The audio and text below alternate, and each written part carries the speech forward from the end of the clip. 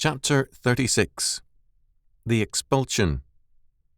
Leviticus 18:24-30. Defile not ye yourselves in any of these things, for in all these the nations are defiled which I cast out before you. And the land is defiled, therefore I do visit the iniquity thereof upon it, and the land itself vomiteth out her inhabitants. Ye shall therefore keep my statutes and my judgments, and shall not commit any of these abominations, neither any of your own nation, nor any stranger that sojourneth among you. For all these abominations have the men of the land done, which were before you, and the land is defiled. That the land spew not you out also when ye defile it, as it spewed out the nations that were before you. For whosoever shall commit any of these abominations, even the souls that commit them shall be cut off from among their people. Therefore shall ye keep mine ordinance, that ye commit not any one of these abominable customs which were committed before you, and that ye defile not yourselves therein. I am the Lord your God. Leviticus 18:24-30. The two key words here are to defile, or to pollute, and to spew, or to vomit. This is blunt language. What is said in these verses is amplified in Leviticus 26:14-38. God promises judgment for faithlessness to him and to his covenant law. There is a double defilement. When the people defile themselves, they thereby also defile the land. Then a single vomiting takes place. The land spews out the defiling people. God clears the land of the offending people, whether they be Canaanites or Israelites, and we must add, whether they be of the white, black, brown, red, yellow, or any other race. Divisions which are important to men are unimportant to God. His law is. He governs in terms of it. Israel, as a nation, is warned, as is everyone as an individual. Verse 29. God makes it clear that Israel has no license to sin, no more than the peoples of Canaan. The covenant gives no protection in such cases, because sin is the transgression of the covenant law. 1 John 3:4. All therefore must keep, verse 30, obey and guard God's law strictly. We have thus the sharp and clear statement of the relationship between man's faithfulness to God and the land around us, the weather, the soil and its fertility. C.D. Ginsburg commented, "The physical condition of the land, therefore, depends upon the moral conduct of man. When he disobeys God's commandments, she is parched up and does not yield her fruit." Deuteronomy 11:17. The land is defiled when he defiles himself. When he walks in the way of the divine commands, she is blessed. Leviticus 25:19, 26:4. God is merciful unto his land and to his people. Deuteronomy 32:43. Hence, the earth mourneth when her inhabitants sin. Isaiah 24:4-5. And the earth is glad when God avenges the cause of his people. Psalm 96:11-13. It is owing to this intimate connection between them that the land, which is here personified, is represented as loathing the wicked conduct of her children and being unable to restrain them. She nauseated them. The same figure is used in verse 28, chapter 20:22, and in Revelation 3:16. Being a foreigner and an unbeliever gives no exemption from God's moral law. The law applies to any stranger that sojourneth among you. Verse 26. The people to whom Moses spoke are told that the future destruction and expulsion of the Canaanites is an already accomplished legal fact before God. Therefore, they are in a very real sense declared to be witnesses of God's judgment. Verses 24-28. To us, an even more extensive evidence is given, and we are witnesses to God's judgments as recorded in all of Scripture and in all of history since then. We should carefully note the facts of expulsion. There are two facets to it. First, and essentially, God casts out defiled people from a land, verse 24. Second, the land itself vomits out a defiled people, verses 25 and 28. It is the land which does the vomiting.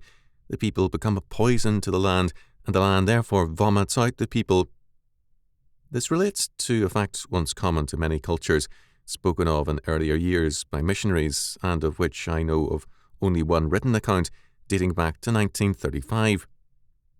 Sinclair wrote, "A better explanation came from Dr. Sapara, the British-trained medicine man of Lagos.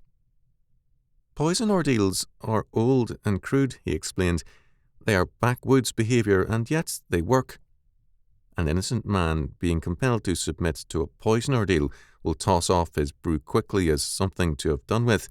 He knows he's innocent and has faith in the attending doctor. A guilty man is in terror. He sips, but he's frightened to drink at all. What he does drink, he drinks slowly. The particular barks and herbs used have a terribly nauseating effect if taken quickly. They turn his stomach and come up at once, causing no damage. But if taken slowly, they are deadly. But such things are crude, fit only for bush." Central to this fact of vomiting out a poison was innocence. This is precisely the focal point of these verses. The land is innocent. The transgression of God's covenant law is by man, and man's being is poisoned by sin. The land therefore spews out man. The land suffers because of man. In Genesis 3:17 we are told, "Cursed is the ground for thy sake." The sin of Adam and Eve brought the effects of sin in the fall to the earth also.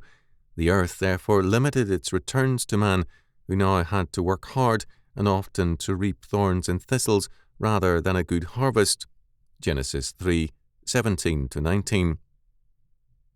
The fall of man brought about his expulsion from the Garden of Eden.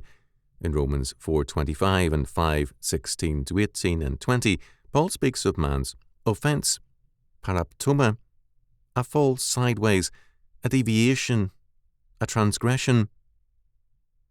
The Garden of Eden was a fenced, ordered and disciplined place, a sinless place and a place for dominion work under God. In the fall, man turned aside from his God-appointed calling to a self-appointed calling. As a result, man was expelled from Eden and his return was prevented. Eden had vomited out its occupants because God ordered it. The flood was another expulsion. Because of man's sin and the defilement of the earth, a radical judgment destroyed the antediluvial world with its longer lifespan for man and its easier life to bring about the earth as we know it. Genesis 6:1-8:22. Many expulsions have since followed, including the expulsion of the Canaanites, the exile, the fall of Jerusalem, the fall of various nations since, to our present time of judgment. It should be noted that Israel in the biblical eras was a fertile, well-watered and wooded land. Its present character in particular shows the devastation of many conquerors, especially the Turks. Thus, the judgment promised in Leviticus 18:24-30 is one often repeated in Scripture in word and deed. We miss the meaning of these verses if we fail to recognize that they are a common affirmation of Scripture and of history, from creation to the second coming and the last judgments. They are a constant emphasis of the prophets, as witnessed Jeremiah 6:10-19. "To whom shall I speak and give warning, that they may hear? Behold, their ear is uncircumcised, and they cannot hearken. Behold, the word of the Lord is unto them a reproach, they have no delight in it. Therefore I am full of the fury of the Lord, I am weary with holding in. I will pour it out upon the children abroad, and upon the assembly of young men together, for even the husband with the wife shall be taken, the aged with him that is full of days. And their houses shall be turned unto others, and their fields and wives together, for I will stretch out my hand upon the inhabitants of the land, saith the Lord. For from the least of them, even unto the greatest of them, every one is given to covetousness, and from the prophets, even unto the priest, every one dealeth falsely. They have healed also the hurt of the daughter of my people slightly, saying, Peace, peace, when there is no peace. Were they ashamed when they had committed abomination? Nay, they were not at all ashamed, neither could they blush. Therefore they shall fall among them that fall. At the time that I visit them, they shall be cast down, saith the Lord. Thus saith the Lord, Stand ye in the ways, and see, and ask for the old paths, where is the good way, and walk therein, and ye shall find rest for your souls. But they said, We will not walk therein. Also I set watchmen over you, saying, Hearken to the sound of the trumpet. But they said, We will not hearken. Therefore hear, ye nations, and know, O congregation, what is among them. Hear, O earth, behold, I will bring evil upon this people, even the fruit of their thoughts, because they have not hearkened unto my words, nor to my law, but rejected it.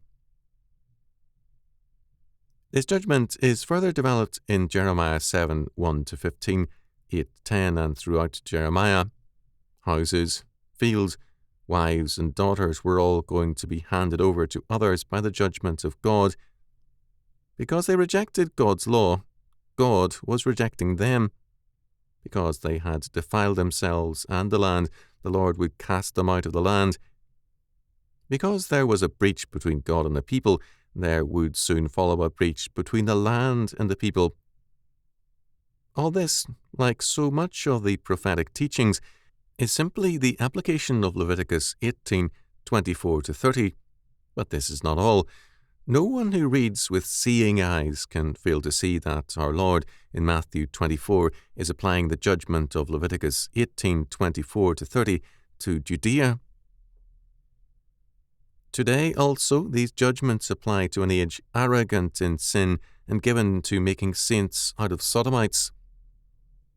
Unless men turn to Christ to be made whole, and then become the people who hear and obey his law, they too shall be rejected and spewed out.